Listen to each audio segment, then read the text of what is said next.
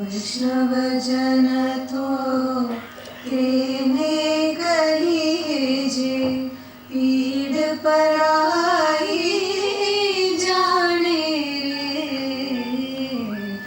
वैष्णव जन तो तेने कहिए। We in the private sector decided long ago to manage without the government support. And we have learned to fend for ourselves. The IT sector, represented by Sri Narayan Murthy's company Infosys, is the best example. This is the best way, I won't say the only way, but this is the best way to go ahead. Keep hoping and trying that the government must improve, but you can't wait for it to improve. It may never happen. It may take a long time. So that doesn't mean we do not do our business properly. So we continue to do our business even in conditions which are not very satisfactory. We must continue to expand what I would call the private spaces of freedom. But whether we like it or not, if the country has to move forward, if agriculture, industry and services sector have to move forward, there is a certain minimum modicum of honesty, decency, efficiency, effectiveness that is required of the government, of the public system, so that the private system can function, so that the poor can get the benefit of education, health, clean drinking water and sanitation. Everything cannot be done by the people alone. Most of it, our growth of 8.9% of the first quarter of this fiscal year, I believe is largely due to the people of India, the farmers of India, the entrepreneurs of India. It's more or less in spite of the government, not because of the government. But it has to be a partnership of entrepreneurs, of farmers, of the civil society and of the government. If the government is not effective, efficient and honest, I think the country will suffer. Subbarao जी, आपने विद्यार्थी काल से ही सामाजिक कार्य शुरू किया। आप ऐसे आवाज के धनी हैं जो सारी 18 भाषाओं में बात और गायन भी कर सकते हैं। आपने 10 वर्ष की आयु से बंगलोर में भक्ति गीत गाए। 9 अगस्त 1942 को आपने ब्रिटिश सरकार के विरुद्ध नारे लगाकर गिरफ्तारी दी। फिर आप राष्ट्रीय सेवा दल के सदस्य बने और मजदूर के क्षेत्र में भी प्रौढ़ शिक्षा केंद्र प्रारंभ किया। After 1947, after the achievement of India's independence, 110 nations in the world have achieved independence. 110 nations. One after another, one after another. Asia, Africa, South America, one nation after. We're all so happy. One small country becoming free, we're happy. And almost every one of these countries said, we are free because we got inspiration from India, we got inspiration from Mahatma Gandhi. Hailing the citation is in honor of Anil Prakash Joshi. Hailing from a small village, Kotwar, in Uttaranchal, you have devoted yourself to resource and rural-based development for almost 2 decades. As a teacher, you guided and motivated many PhD students to work in hilly areas, using science and technology to find solutions to basic needs of the mountain people.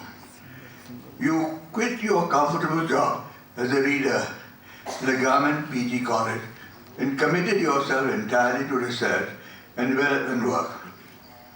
The Himalayan Environmental Studies and Conservation Organization, HESCO, which you set up, has successfully motivated village communities to work in a substantive way, and you took up small research projects with immediate applications to the rural areas and to support the departments of science and technology.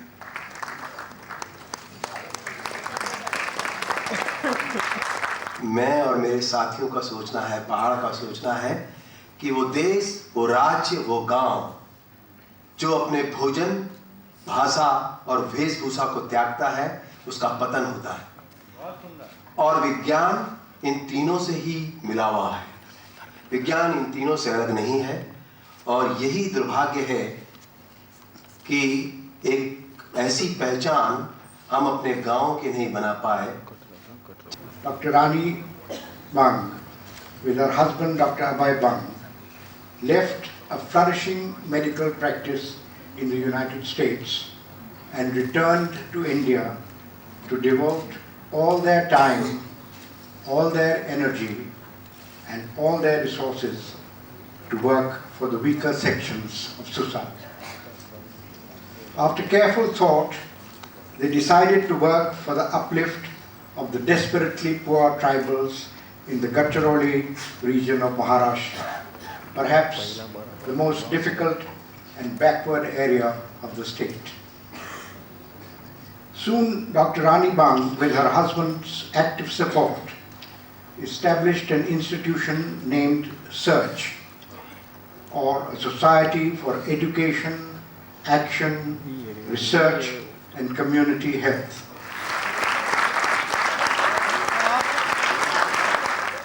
Defying everybody's wishes, when I married Abhay, I entered the Gandhian family in Wardha. Now, after 30 years, I feel that I have fulfilled the desires of all three. I went abroad to pursue higher education in public health and research. I started working as a social worker in Gadchiroli, and in my humble capacity, without getting involved into politics, I could become a change of social and political, become a vehicle of change, social and political, in Gadchiroli district. And by identifying with the health and other problems of women in Gadchiroli, of Maharashtra, of India and all over, I could fulfill my mother's desire too. As director of the world-famous Library of Alexandria, you have been engaged in reviving the cradle of knowledge which Alexandria has been known for throughout the centuries in both Western and Eastern civilizations. Each of the Bibliotheca Alexandria's affiliated research institutes and museums receives your caring attention. You also adorned the Distinguished University Professorship at University of Netherlands. You have served in a number of capacities in the World Bank, including as Vice President for Environmentally and Socially Sustainable Development and for Special Programs. Many and varied are the programs in which you are rendering yeoman service to a number of institutions such as the Youth Employment Summit Campaign, the Consultative Group on International Agriculture Research, the Global Water Partnership, the World Commission for Water in the 21st Century, and the Consultative Group to Assist the Poorest. In the last 5 years, I have returned to Egypt to work with the coming generation. I have taken on the task to rebuild the ancient Library of Alexandria with its facilities restored to the new revolutionary technologies. Well, Gandhi said, a nation's culture resides in the hearts and in the soul of its people. And it is in the hearts and minds of the young that we must wage the battle for peace and progress, for human dignity and non-violence. I am encouraged to work with the young, for in the nobility of their spirit, in the exuberance of the youth, in the quality of the education they have received, in the unsullied idealism that they possess, and in the dedication to our common humanity that they bring, I find the hope of creating a better world. As a nation, we owe much to the vision of people like Devnalalji, who had the foresight to recognize the democratic, ethical, and liberal values like ahimsa, would transform a nation's quest for freedom into the most powerful national movement the world has ever witnessed.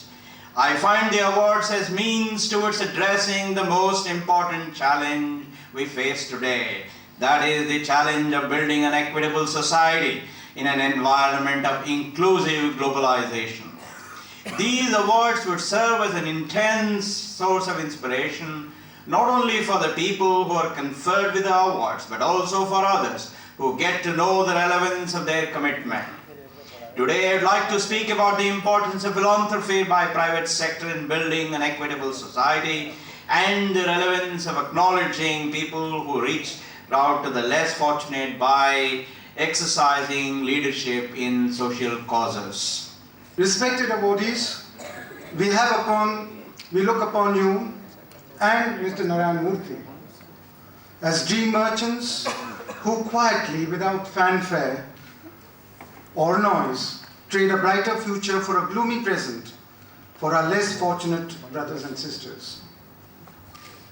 If only we can sense Gandhiji at our side all the time, beckoning us to do what our own conscience tells us we'll be better human beings and foster a better society. Just like the old order gives way to the new, and as Rahul Bhai mentioned, my generation passes on the baton to the younger generation.